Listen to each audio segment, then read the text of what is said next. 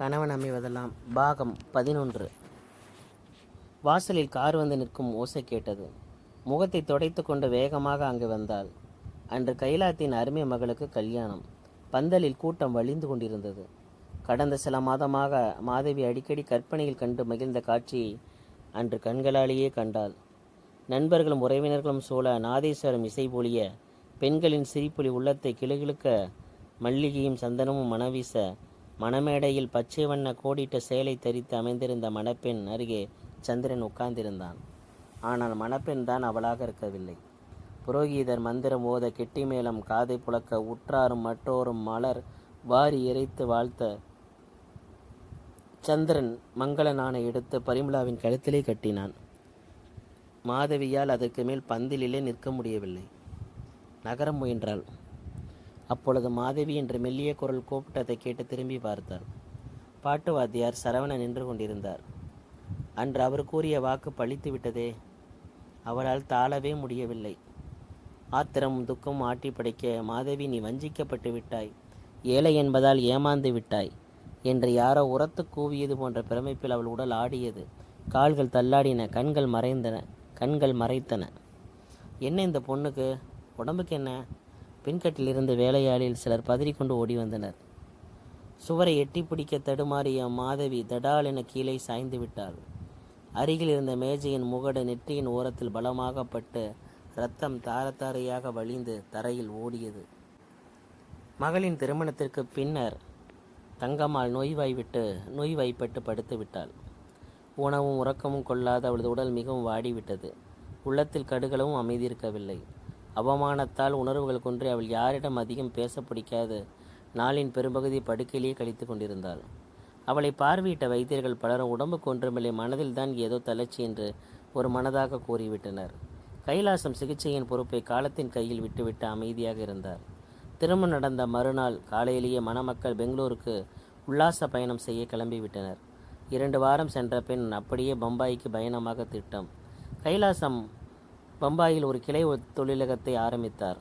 அதை மேற்பார்வையிட்டு கவனிக்கும் பொறுப்பை மருமகனுக்கு கொடுத்து விட்டார். கிளை நிறுவனத்தின் நிர்வாகி என்ற பெரும் பதவியில் சந்திரன் தன் இளம் மனைவியுடன் பம்பாய் வாசத்திற்கு புறப்பட்டு விட்டான். தேனியிலிருந்து திரும்பி வந்து ஒரு 2 நாள் கூட தன்னுடன் மகள் தங்கியிருக்கவில்லை என்று தங்கத்திற்கு மிக்க வருத்தம். கண்ணுக்கு கண்ணாக வளர்த்தேன், எவனோ ஒருத்தனை கண்டதும் பெற்ற தாயை மறந்து விட்டாளே ஒரு நொடி பொழுதில் என்று வருந்தினாள்.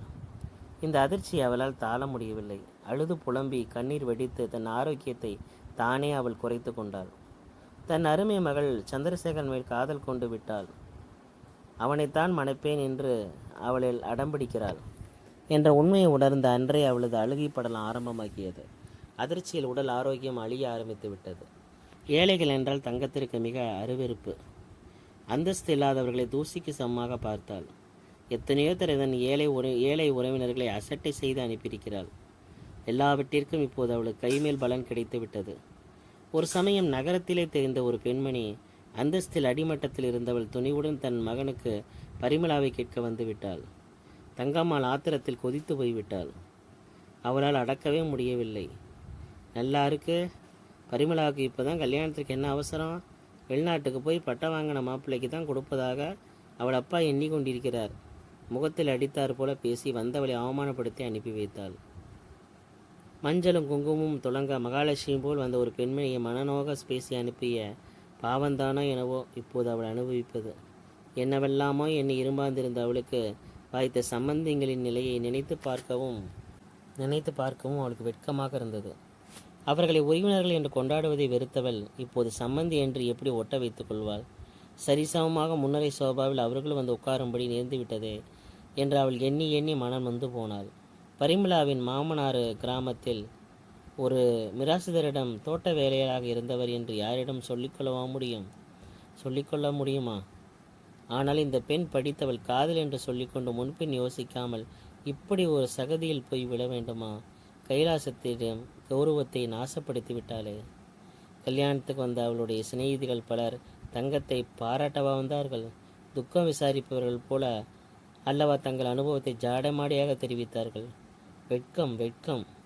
வெளியில் சொல்லிக்கொள்ளவோ மற்ற சிநேகிதர்களுடன் தலை நிமிர்ந்து பேசவோ இனி அவளுக்கு துணிவு ஏது? திருமண வரவேற்புக்கு வந்த அமராவதி என்ன சொன்னாள்? கத்தியால் குத்தி கொள்ளாத குறை. சமந்தி அம்மாள் ஒரு நாட்டுப்புறம் என்பதை எப்படி நாசுக்காக கூறி சென்றாள். கைலாசம் பணத்தை செலவழித்து வந்த லால்குடி சகோதரிகளின் கச்சேரியை வந்த பெண்களில் யாராவது ரசித்து கேட்டார்களா? அவர்களது வம்பு கச்சேரி தானே வான்முகட்டை எட்டும்படி ஒரே இரைச்சலாக இருந்தது. உடலை அலட்டி கொண்டு பணத்தை தண்ணீராக செலவழித்து இந்த கல்யாணத்தில் அவள் தேடிக்கொண்ட பரிசு அவமதிப்பு தான். யாரையும் குற்ற சொல்லி பயனில்லை. பெற்ற மகளும் கட்டின கணவனுமே அவளுக்கு முதல் எதிரிகளாகிவிட்டனர். மற்றவர்களை கேட்பானேன்? உள்ளூர பல எண்ணி தனக்குள்ளே குமைந்து கொண்டிருந்த தங்கத்தின் கண்களிலிருந்து நீர் தலையணை மீது உருண்டு ஓடியது. காலடி ஓசை கேட்டதும் நனைந்துவிட்ட கன்னங்களை சட்டென துடைத்து கொண்டு முகத்தை திருப்பி கொண்டு உறங்குவது போல பாவனை செய்தாள். அருகில் கிடந்த நற்காலியில் வந்து உட்கார்ந்த கைலாசம் சிறிது நேரம் மௌனமாக இருப்பார். பிறகு லேசாக எருமி விட்டு தங்கம் தங்கம் என்று மிகவும் கனிவுடன் அழைத்தார். முனகினாள் அவள். என்ன நடந்து விட்டது? இப்படி நீ ஓயாமல் அழுதுகிட்டு உடம்பை கெடுத்துக்கிற? பரிமளை ஏதாவது தப்பு காரியமாக செய்துட்டு விட்டா? இல்லை வீட்டை விட்டு சொல்லாமல் கொள்ளாமல் ஓடி போயிட்டாளா? அதட்டினார். நான் ஒன்றும் அப்படி சொல்லலையே. அவள் குரல் கரகரத்தது. சொல்லாவிட்டாலும் எனக்கு உன் மனசு புரியலையா? இஷ்டமில்லாத இடத்துல கட்டி கொடுப்பதை விட அவளுக்கு பிடித்த இடத்துல கட்டி கொடுத்தோம் அப்படின்னு திருப்தியோடு நீ இருக்கணும். உனக்கு சந்திரசேகரனை அந்த நாள்லேயே பிடிக்காது. அதனால தான் காரமாக பேசினார். தங்கம் பதிலே பேசவில்லை. முன்பு அவனுக்கு அந்தஸ்து ஏதும் கிடையாது. இப்போது அவன் நம் வீட்டு மருமகன் உயர்ந்து விட்டான். நமக்கு பின்னாடி இந்த ஆஸ்தி வீடு வாசல் எல்லாத்தையும் அனுபவிக்க போகிறவன் அவன்தானே. அதனால் அவனை நீ இன்னுமா வெறுப்பதில் அர்த்தம் ஏதாவது உண்டா? நல்லா அனுபவிக்கட்டுமே, யார் வேண்டானாங்க? எரிச்சலை அடக்கி கொண்டு மெல்லிய குரலில் தங்கம் சொன்னாள்.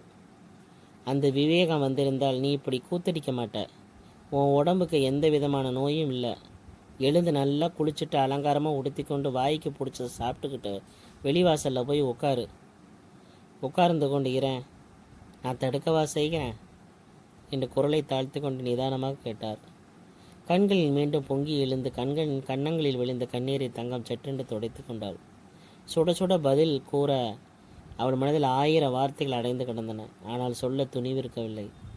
கைலாசத்தின் மனைவி என்று அவர் கையை பிடித்த நாளிலிருந்து அவள் வெளிப்படையாக தனது எண்ணங்களை ஒருபொழுதும் எடுத்து சொன்னதே இல்லை. மனதிற்குள்ளே அவை அத்தனையும் இறுக்கி கொண்டு மருகி போவாள். கைலாசம் எழுந்திருந்தார். மாதவி, அம்மாவுக்கு ஏதாவது சாப்பிட கொண்டு வந்து கூட உத்தரவிட்டு நகர்ந்தார்.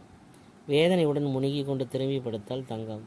காலடியிலே வந்து உட்கார்ந்து கொண்ட மாதவி மேலே உபசரணையாக தங்கத்தின் கால்களை பிடித்து விட்டாள். வெற்றென்று ஊதல் காற்று வீசும் குளிர்காலத்தில் அடுப்புக்குள் அணைந்து போன சாம்பல் குவியல் மீது கண்ணுறங்கும் பூனைக்குட்டிக்கு திடீரென்று அந்த அடுப்பின் மீது நன்றி பாசம் பெருகி வந்து விடுமாம். குர்ரென்று தன் மகிழ்ச்சியில் வெளிப்படுத்தி கொண்டிருந்த சுருண்டு திரும்பி படுத்துக் கொள்ளுமாம். இதைத்தான் பூனைக்குட்டி விசுவாசம் என்பார்கள். இதைப்போலுதான் மாதவி பால் தங்கத்திற்கும் கடந்த சில தினங்களாக ஆசையும் அன்பும் ஏற்பட்டிருந்தன. உள்ளமும் உடலும் புண்ணாக்கி விட்டிருந்த அவளுக்கு மாதவியின் பணிவிடை ஆறுதலை கொடுத்தது. தன் சொந்த பெண்ணிற்கும் இந்த பெண்ணிற்கும் எத்தனை வித்தியாசம் என்று எடை போட்டு கொண்டிருந்தாள். உயிராக கருதி வளர்த்த ஆசைதான் மகள் ஒரு நாள் கூட அம்மா உனக்கு தலைவலிக்கு தான் கேட்டதில்லை. உபசரத்திற்கு கூட கேட்டவள் இல்லை. ஒரு டம்ளர் பச்சை தண்ணீரை கூட தாயாருக்கு குடிக்க வந்து கொடுத்ததில்லை. மகளின் முக வாடக்கூட காண சகிக்காத தாய் ஓடி ஓடி மகளுக்கு உபசரித்தா. அன்று வரை கணவனின்று இடையே ஒருத்தன் வந்ததும் ஆசையை தாயை தூசிக்கு சமமாக உதறிவிட்டு போய்விட்டா. போனவள் தான் தன் தந்தைக்கு தான் கடிதம் எழுதினாலே தவிர தாயாருக்கு ஒரு கடிதம் கூட போடலை. எண்ணி பார்த்த தங்கம் அவளுக்கு வருங்காலம் மிகவும் பயங்கரமாக தான் பட்டது. அரவணை பெற்ற கணவன், அன்பற்ற மகள், நன்றி இல்லா மருமகன், இவர்கள் நடுவே இனி இவளுக்கு என்ன இருக்கிறது? துயரம் தாங்க முடியாத அவள் வாய்விட்டு விம்மி அழத் தொடங்கினாள். பதறிப்போனாள் மாதவி. அம்மா, உடம்பு என்ன செய்கிறது? எங்கே வலிக்குது சொல்லுங்க. முகத்தருகே குனிந்து பணிவாக விசாரித்தாள். அருகில் இந்த துண்டை எடுத்து அவளது முகத்தையும் கண்களையும் மெல்ல துடைத்து விட்டாள். அன்பான இந்த உபசரிப்பு தங்கத்தின் மனதிற்கு ஆறுதலாக இருந்தது. மாதவியின் கைகளை பிடித்து கொண்டாள். எல்லாரும் சேர்ந்து சதி பண்ணிட்டீங்களே, நீயாவது முன்னாடி என்ன கொஞ்சம் எச்சரித்திருக்க கூடாதா? அப்படின்னு திணறினாள். மாதவிக்கு பதிலளிக்க முடியாத குழப்பம். தங்கம்மாளின் கூதலை ஒதுக்கிவிட்டு ஆடைகளை சரிப்படுத்துவதில் முனைந்தாள். அழகா இருக்கான்னு பரிமளாவை பல்ல கட்டி மகிழ்ந்து போறா. அழகு சோறு போடுமா? தானா சம்பாதிச்சு என் பொண்ணை வச்சு காப்பாற்ற இவனுக்கு என்ன யோகியதை இருக்குது? நல்ல சங்கீத நாணம்னு இவ புகழ்றா. ஆஃபீஸில் உட்காந்து பஜனையாக பண்ண போகிறான். இவன் பாட்டு இங்கே யாருக்கு வேணும்? மொத்தத்தில் பாவி பையன் சிரித்து பேசி என் பொண்ணை மயக்கிட்டான். கடத்தெருவுக்கு போகிறேன், சிநேகிதியை பார்க்க போகிறேன்னு சொல்லிவிட்டு பரிமளா காரை எடுத்துக்கிட்டு இந்த பயலோட ஊரை சுற்றிக்கிட்டு இருந்த விஷயம் அப்புறம்தானே எனக்கு தெரிஞ்சுது. சந்திரனுக்கு இவள் வேலை காதலாம் இருக்காதா பின்ன? கட்டி கட்டியாக கைலாஸ் ஐயா சேர்த்து வச்ச அழகான பொண்ணையும் கொடுத்தா காதல் வராமல் காலராவா வரும்? தாலி சரடம் முதல் நம்ம செலவு தான். வெக்கக்கேடு. நினச்சாலே வயிறு பத்திக்கிட்டு எரியுது. ஆத்திரந்தீர வார்த்தைகளை வாரி கொட்டினாள் தங்கம். மாதவிக்கு பதிலளிக்க ஏதுமே இருக்கவில்லை. ஏமாற்றத்திலே அவளுக்கு வாழ்க்கையை கசந்து விட்டிருந்தது. பல ஆண்டாக அவர்கள் வீட்டு உப்பை தின்றவள் அந்த கடனை கழிக்க நோயாளியாக படுத்திருந்த தங்கத்தை அவள் அன்புடன் கவனித்து கொண்டாள். வெறும் கடமை உணர்ச்சி, அவ்வளோதான். சில தினங்களில் தங்கம் குணமடைந்து எழுந்து விட்டாள். மாதவியின் கவனிப்பினால் அவள் மிக்க மன அமைதி விட்டிருந்தாள். முன்னிருந்த அதிகார தோரணை ஒடுங்கி விட்டிருந்தது. கலகலவென்று வீடு முழுவதும் பரவி நின்றது. சிரிப்பும் மறைந்து விட்டது. ஆனால் கண்ணீர் வெடித்து அழுது புலம்புவதை அவள் நிறுத்தி கொண்டாள். சில மாதங்களுக்கு பின்னர் ஒரு நாள் கைலாசம் அவளிடம் சொன்ன செய்தியை கேட்டு அவள் திகிலடைந்து போனாள். பம்பாயில் இருந்த மருமகனை தமக்கு உதவியாக சென்னையிலே தங்கும்படி வரவழைக்க முடிவு செய்து கடிதம் எழுதியிருந்தார். அவர் பரிமளாவும் அவள் கணவனும் அந்த மாத இறுதியில் பம்பாயிலிருந்து புறப்பட்டு தேவி நிலையத்தில் வந்து குடியேறுவது என்று ஏற்பாடு. செய்தியை கேள்விப்பட்டதிலிருந்து தங்கம்மாளுக்கு ஒரே மனக்கலக்கம். நஞ்சு போல அவள் வெறுத்த மருமகனுடன் ஒரே வீட்டில் வசிக்க அவள் சிறிது விரும்பவே இல்லை. பாசமுடன் நேசித்த மகள் மீது அவளுக்கு தாங்கொன்னா மனக்கொசப்பு. எத்தனை தான் முயற்சி செய்தாலும் அவள் எரியாத அவள் வெறுப்பு உணர்வு தலை நீட்டி வரும். வார்த்தைகள் தடித்துவிடும். வீண் மனத்தாங்கள், சண்டை சச்சரவுகள்லாம் ஏற்படும்.